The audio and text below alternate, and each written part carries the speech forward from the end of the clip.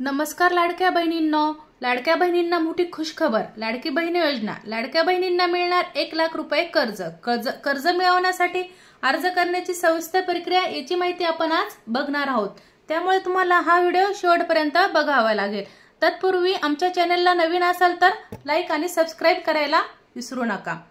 2025 महाराष्ट्र राज्यातील महिलांसाठी एक अतिशय आनंदाची बातमी समोर आली आहे। राज्य सरकारच्या वतीने महिलांना स्वावलंबी बनवण्यासाठी आणि त्यांच्या व्यावसायिक आकांक्षांना पूर्ण करण्यासाठी एक महत्त्वाकांक्षी योजना सुरू करण्यात आली आहे। या योजनेअंतर्गत पात्र महिलांना व्यवसाय सुरू करण्यासाठी 1 लाख रुपयापर्यंत बिनव्याजी कर्ज उपलब्ध करून देण्यात येणार आहे।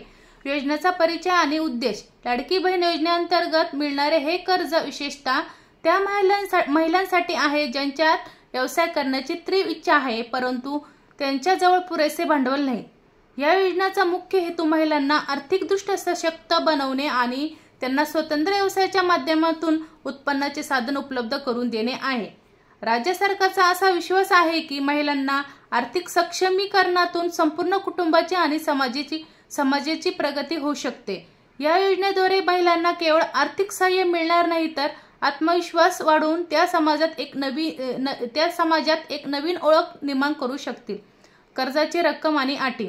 या योजनेअंतर्गत लाभार्थी महिलांना 10,000 रुपयापासून ते 1 लाख रुपयापर्यंत कर्ज मिळू शकते। या कर्जाची सर्वात मोठी वैशिष्ट्य म्हणजे ते पूर्णपणे बिनव्याजी असणार आहे, म्हणजेच कर्जदारांना कोणतेही व्याज भरावे लागणार नाही।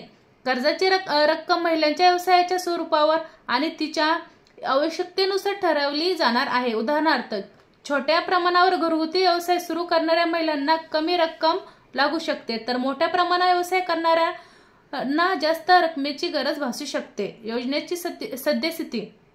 सध्या ही योजना मुंबई जिल्हा मध्यवर्ती सरकारी बँकेद्वारे सुरू करण्यात आली आहे। या बँकेने या योजनेची पायलट प्रकल्प म्हणून सुरुवात केली असून पुढे इतर जिल्ह्यांमध्ये बँका आणि राष्ट्रीयकृत बँका देखील या योजनेत सहभागी होण्याची शक्यता आहे। राज्य सरकारच्या वतीने अण्णासाहेब पाटील आर्थिक महामंडळ, वसंतराव नाईक महामंडळ, ओबीसी महामंडळ यासारख्या विविध महामंडळाशी या योजनेचा संबंध जोडण्याचे नियोजन आहे। या महामंडळे सामान्यतः व्याज परतावा करण्याचे काम करतात, ज्यामुळे लाभार्थ्यांना अधिक सुविधा मिळू शकते। आजची प्रक्रिया।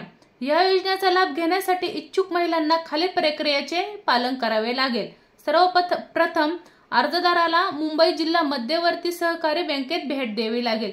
तेथे तिला तिचे नियोजित व्यवसायाबद्दल तपशीलवार माहिती द्यावी लागेल। व्यवसायासाठी आवश्यक मशिनरी, उपकरणे किंवा कच्चा माल यांचे कोटेशन आणावे लागेल। जर व्यवसायासाठी जागा भाड्याने घ्यायची असेल तर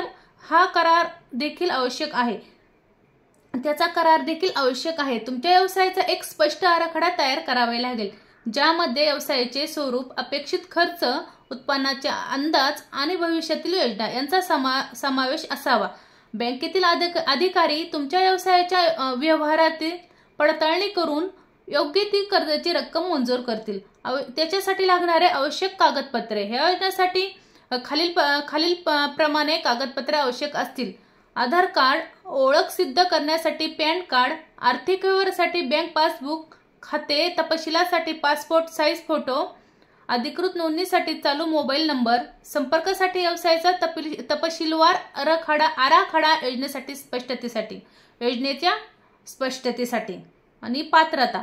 सध्या ही योजना केवळ मुंबई जिल्ह्यातील रहिवाशांसाठी उपलब्ध आहे। अर्जदार महिलेला लाडकी बहीण योजनेअंतर्गत लाभार्थी असणे आवश्यक आहे। व्यवसाय करण्याची इच्छा आणि त्यासाठीची स्पष्ट योजना असणे गरजेचे आहे। आर्थिकदृष्ट्या दुर्बल कुटुंबातील महिलांना प्राधान्य दिले जाईल। सरकारी अधिकाऱ्यांनी स्पष्ट केले आहे की या योजनेचा यशस्वी अंमलबजावणी झाल्यानंतर ती राज्यातील इतर जिल्ह्यांमध्ये देखील लागू करण्यात येईल। विविध राष्ट्रीयकृत बँका आणि सहकारी बँकांना ह्या योजनेचा सहभागी करून घेण्याची तयारी सुरू आहे।